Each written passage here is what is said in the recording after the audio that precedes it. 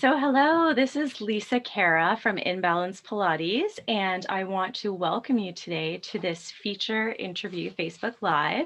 I'm really happy today to have with me Diana Buckwalter. So, welcome, Diana, for being here today. Thank you so much. Oh, my pleasure. Diana and I are both authors. That's what we have in common. I'm so happy to have you on today. Diana is a family nurse practitioner and certified nurse midwife, and you are coming to us from Colorado. Yes. From Colorado. Oh, wow, wow, wow. That's wonderful. And you are one of the co-authors in the upcoming book, Women Who Shine. It's one of the books in the Inspired Impact book series published by Kate Butler. So again, I want to welcome you on to this feature interview series. I love promoting authors in this series. I'm so happy to have you on and just to be a member in that wonderful community. We're so inspired by all of the authors in there. So welcome today, Diana. Thank you so much. I appreciate you having me on. Again, my pleasure. So tell me a bit about how you found out about the Inspired Impact book series. And did you always want to do a co-authored book? Were you always thinking about writing a book, a chapter in a series? My mother was a publisher and she would always tell me, you should write a book about all your experiences. And I just never had time to write any books. And so when this opportunity came up, I had met one of Kate's authors in a prior book, and she was a neighbor to my daughter. And so I kind of got to know her. And she told me about Kate and the Inspired Book series, and I thought this would be a great opportunity for me to start to write a little bit of my story and hopefully to help to inspire other women who may have been in a situation like myself. Okay. And where did you grow up? So I grew up in Texas in the South. Okay. And when you had the opportunity to write about your chapter, what aspect of your life does it revolve around? Tell us a bit about that. Okay. Um, I was a little girl in Texas in the 60s. And in Texas in the 60s, men were they were kind of the supreme ones. They kind of owned their families, and there were no social services. There was nothing to kind of help safeguard women and children. And I grew up in a household of violence, and my father was an alcoholic, and there was a lot of abuse. And I kind of narrowly escaped my childhood. He was really scary, and he was really scary inside my house, but then when he went outside, everybody thought he was just a wonderful man and a wonderful guy, and no one probably ever would have believed the trauma and the drama that was going on inside the house. And that, my goodness, that would have been a lot to live through and get through with your mother and your family. And then eventually, did you get away from that environment? Yeah, so in my chapter kind of outlines a little bit more in detail about some of the things I went through as a little girl. I had one sister, and we were afraid all the time. We lived in fear all the time. And my father was always, he was yelling and screaming and throwing things and hitting people. And it was pretty intense. And so there's a lot of years that I went through that kind of a thing. And eventually, one night, my mother gathered my sister and I up while my father was in this, passed out from being drunk, and we snuck away. We snuck away, and back then it was really hard. Women couldn't have a credit card in their name. They couldn't own a car in their own name. They couldn't do anything in their own name. So it was really difficult to escape that scenario. But we did, and So I kind of in my chapter talk a little bit about how all that happened and how one thing led to another. Yeah, to flee a situation like that, it must have taken a tremendous amount of strength for your mother to be determined to get through that and just to bring you girls through that. And then tell me a bit about just high school and growing up, because, having those patterns of dealing with that as a young child obviously imprints and leaves a lot of um, uh, pieces to pick up. So tell me a bit about that time in your life. Well, whenever I got a little bit older, I kind of started to cope with my life the way a lot of people cope with their lives. I kind of discovered boys, and then I discovered drugs. And you mix drugs and boys together when you're an adolescent, and life is fun, and you're not feeling all the things that were emotionally troubling and disastrous in your life, because when you can drink or do drugs, all that pain disappears. And so I discovered all that when I was a teenager. And I kind of had a moment in my life where um, I had done multiple lines of white powder, which I had no idea what was. I just always was doing whatever was there. And I woke up about 36 hours later and realized I had lost all this time. And I just had a super strong impression, really strong impression that said, this is not your life. This is not your direction. This isn't the way you're supposed to be going. Stop doing all this destructive behavior and get your act together. And so from that point on, I changed my life and I stopped doing all those things. And um, I actually got married when I was super young. I was 15 years old, and I married my best friend just to get out of the situation that I was in. Mhm. And that lasted for a few years. And then I had a daughter with him. And then that ended up in a divorce. But then I married again when I was 19. All this was very young, especially compared to today's world. Um, but then I married again when I was 19, and I'm still married to that man. It's been 44 years or something like that. And we have 7 children together, and I have lots and lots of grandchildren, and life life changed a lot for me. In listening to that inner voice or that external source, that whatever that was that really led you to, okay, this has to stop. We have to pick up the pieces and make a change. And yes, you would have been so thankful that you were able to listen to that voice, and from going from that, numbing behavior and stuffing things down to, okay, I really have to take some responsibility. And at that point, did you know that you wanted to go down the nursing path or not yet?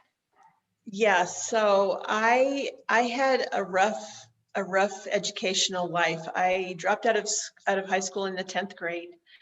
And the reason I dropped out of high school was because I wanted to work. I wanted money. We had no money. I wanted to buy clothes. I wanted to buy shoes. I mean, I was just a teenager wanting to do what teenagers do, and I had no money to do it with.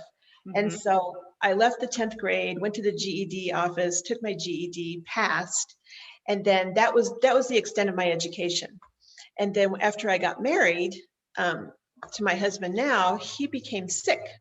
And after I had had my 5th child, uh, he was so ill that I thought, what would I do to support my children if I lost him? Mhm. And so I just started really kind of thinking about how would I deal with this. And I kind of got up enough courage to go try out the community college to see if I could get into some classes and just start. And when I went to the college, I had extreme anxiety about getting out of the car and even going into the building. Um, I just had this voice in my head that was like, you don't belong here. You're not good enough.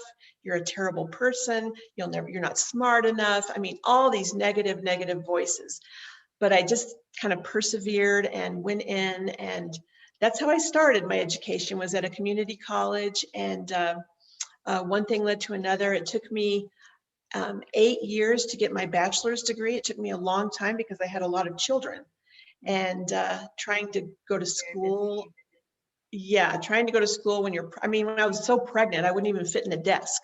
And and then I would miss tests because I would have a baby, and then I would have to take my nursing baby to class. And I mean, it was intense. It was a lot of work, but finally I got to the point where I became a nurse, and then I got a job in a brand new hospital in labor and delivery, and started working with women.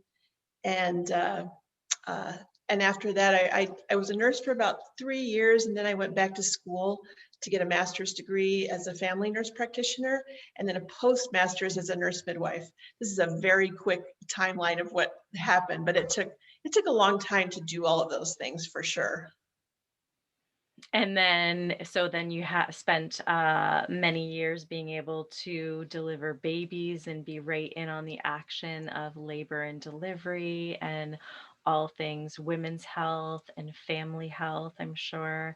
And I mean, it's so important for women to hear that part of your story because when you're with a partner and whether you're maybe facing an illness or something like that, it could even be, the woman that maybe just doesn't even know what's going on with the ins and outs of the finances, right? So to be able to give that woman that ownership to, wait a second, you need to know where everything's going and what's coming in and what's coming out and what would you do, how would you be financially responsible if the things changed tomorrow, kind of thing. So that is so so key because sometimes time goes on, we have babies, we get busy, we get doing one path and they get doing one path. It's so important to yeah, take that into consideration.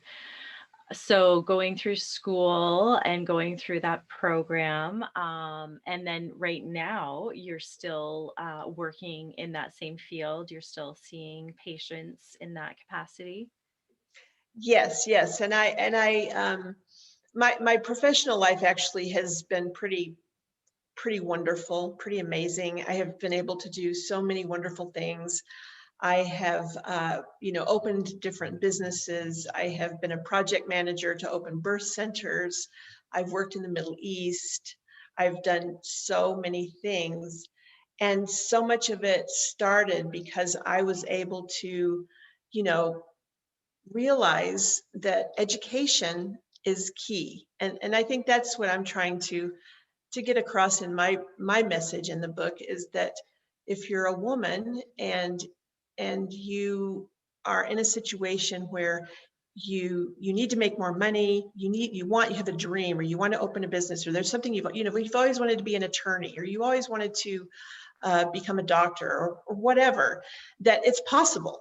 It's completely possible, and it doesn't really matter your age anymore. I mean, we see people on all the social medias that, oh, I was 72 when I got my PhD. And I mean, it really is possible.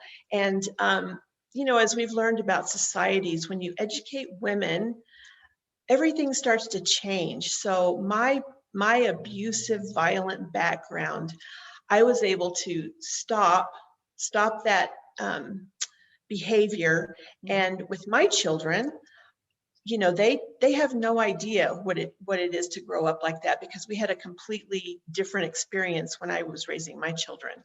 So I think with education, you can change the trajectory of your life and of your generations, and things can be very different, and you can go on to be very happy and very successful and peaceful and calm, and just have a wonderful life. Yes, and as they say, breaking those generational curses, changing, from one upbringing to the next, and really being able to face those things. Personal development, you're right, personal development, education, being committed to a strategy and finding a new strategy is so huge. And then, as we talked about before, just really surrounding yourself with people that will fully allow you to commit to those educational goals or personal development goals. Level up if the people you're hanging around with aren't able to support you in those big dreams and goals. Like, you have to be really responsible with your time and your energy, and going ahead with those goals, right? Line up your people when you have a big goal that you're working on. And as a mother with several children going through the education at the time, you would have had to get your husband on board to help you out with those goals. And I'm sure he was very supportive in surrounding you with that support to help you get those goals going. And that's part of it, right? That is so much of it.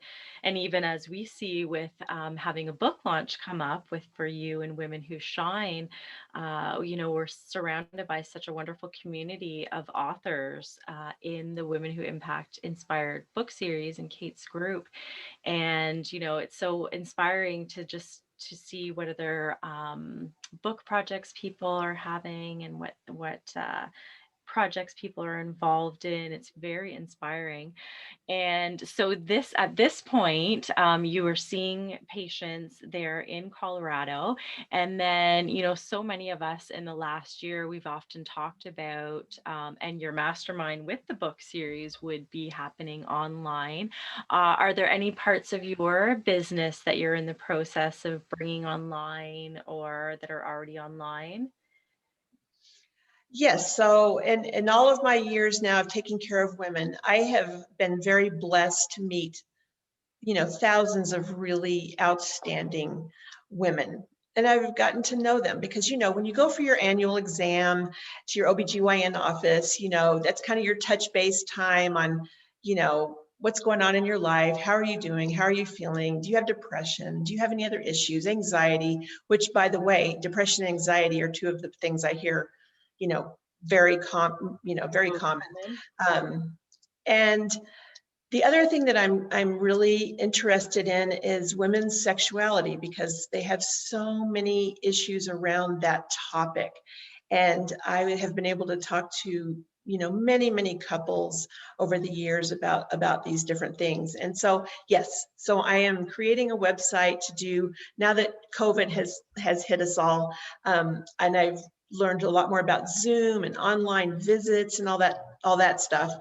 So that's what I'm working on opening up for my business is just having that opportunity to have clients, reach out if they just have questions, say they have, pain with intercourse and they think they have endometriosis, but they really want somebody to talk to about it.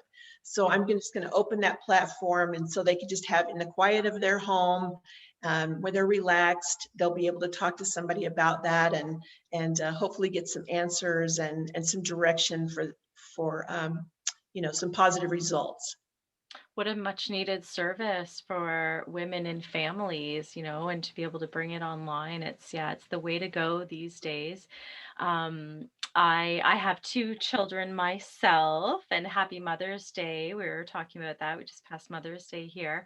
And I Yes, had the that's opportunity, the book over here, the yoga birth method, back on this side behind me.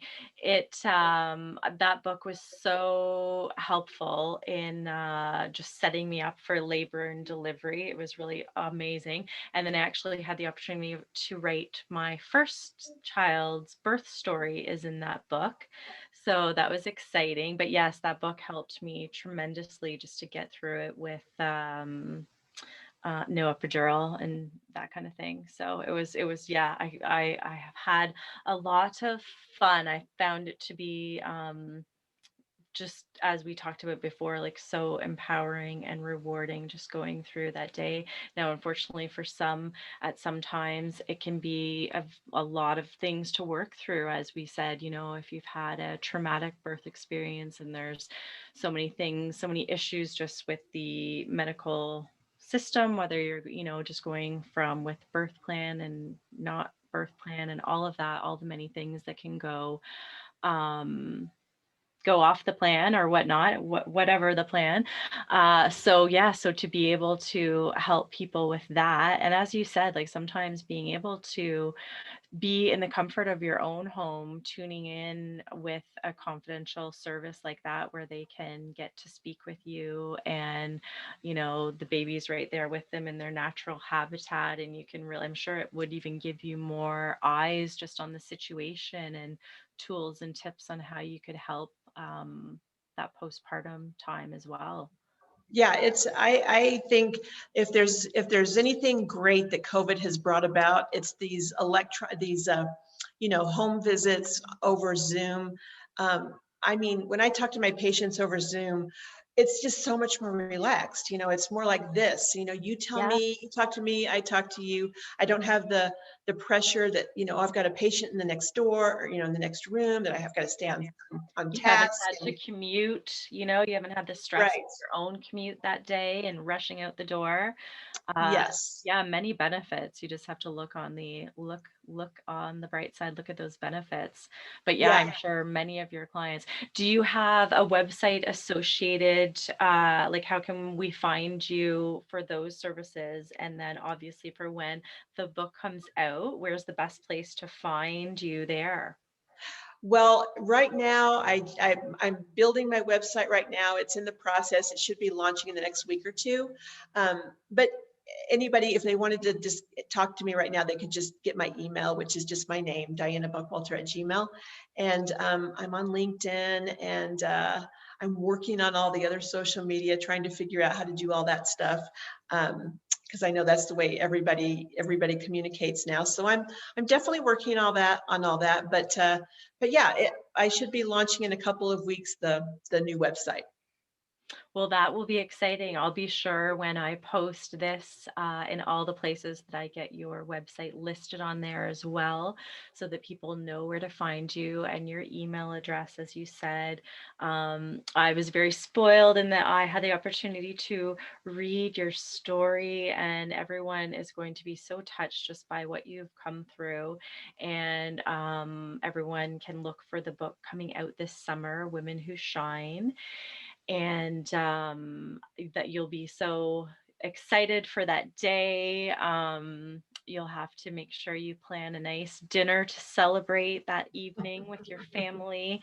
Are most of your children close by, or are they all over the US? Or Yeah, they're most all of them are in Colorado, and I have, you know, lots and lots of grandchildren. And, one of the reasons that I wanted to write this story is also just, for my posterity, so they can all realize where have they come from, and what kind of progress has been made, in their family. And I think that's really important for children to know who they are and where they've come from and what their possibilities are. And like you mentioned before, whenever you're trying to change a trajectory in your life, hit a new paradigm, there's so much opposition. And I had so many people that were close to me in my life that were telling me, why are you doing this? Why are you trying to do something that, you're never going to succeed at? And so you have to really persevere and, you know, barrel through all that opposition to get to where you want to go. It is not easy. And I feel like we live in a society right now that is pain free. You shouldn't have any pain, and things should never be hard. But there's a lot of pain and there's a lot of hard in this world. And just knowing people that you can, talk to about, hey, my life is horrible, and my husband left me, and I've got children, and how am I going to support, what am I going to do? It's, we need to have, a community of people that can support each other in that way, and buoy each other up. It's important.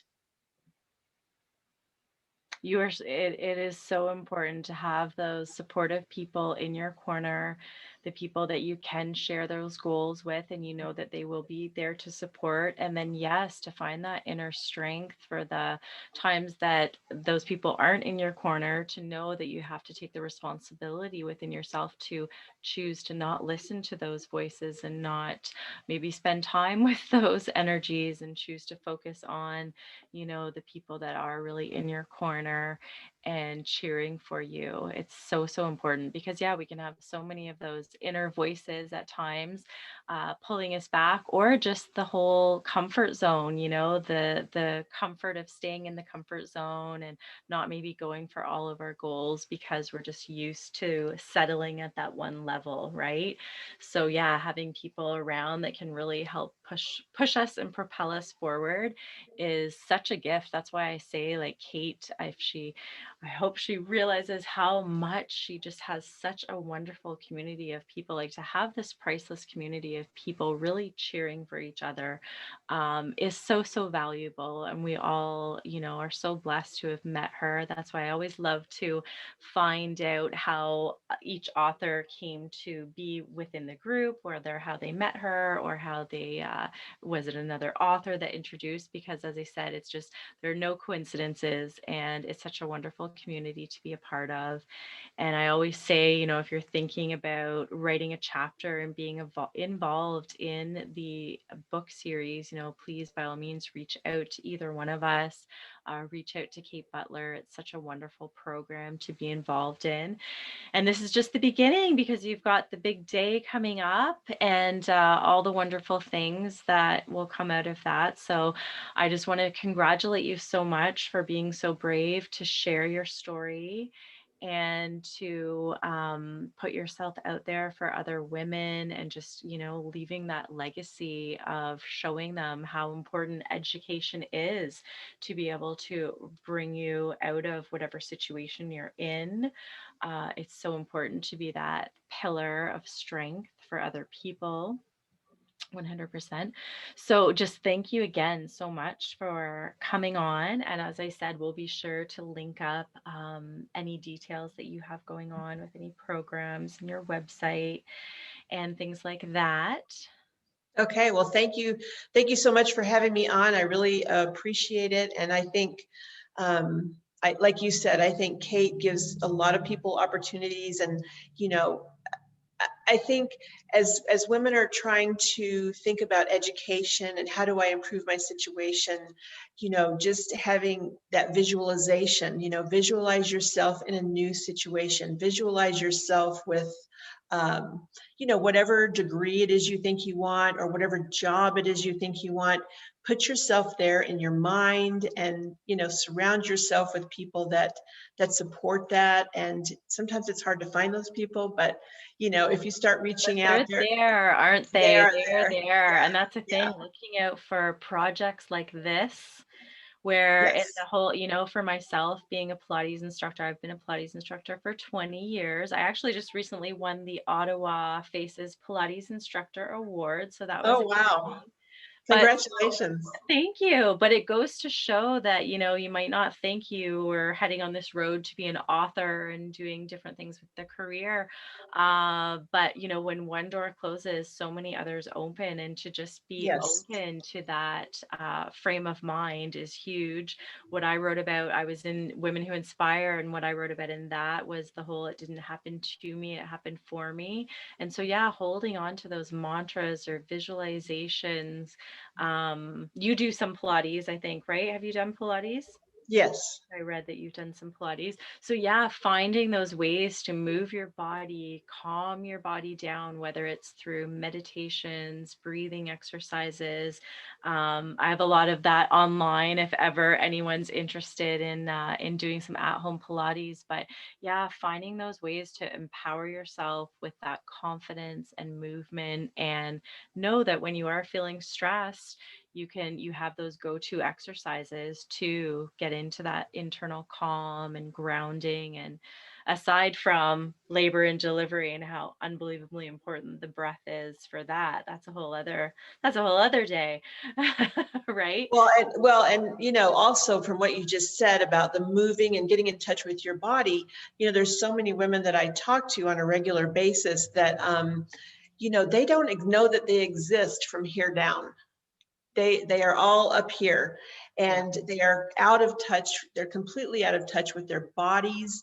And the things that you're talking about, just teaching people to take a deep breath. When I listen to people's hearts or their lungs, I say, take a deep breath, and Yeah. they breathe like they only breathe to here. They don't realize they have all Yeah. this That space in shallow there. chest breathing.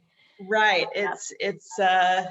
It kind of wakes people up. It's like, oh, I didn't realize I had all this space where I could breathe in. Yes, and that reminds me of clients that I work with shoulders. Sometimes you don't realize how much those upper traps are holding that upper tension, and your neck is stiff and sore, and then other things are going on with the back and other joints just because there's that neck tension that's just so habitual and not even realizing that they're taking that tension. So yes, Yes. it's so important to be able to find ways to get into your body, whether it's through your favorite exercise or dance or meditation, the breath. It's yeah, it's all so valid in everything we do, whether it's healing the body or stress relief or using it to harness that internal energy when we're having a baby. For sure, and you learn a lot when you have a baby about breathing. You know, a lot of women, I'm a diver, and when I go diving with my husband, he uses his oxygen 3 times as fast as I do, and I think it's because we as women learn how to breathe. You know, we're just better breathers because we have babies. Not everybody, but Yes, I yeah, think, you learn how to breathe to get through stressful things because it helps so much. it does. I agree. I agree. Well, thank you so much, Diana. It's been such a pleasure to spend time with you today. And again, I congratulate you on the upcoming book launch of Women Who Shine. We'll definitely be sharing that out on the big day. So thank you again so very much. Okay, thank you so much for having me on. Appreciate it. Yeah, I'm just going Okay. to turn off this live. So thanks again, everyone.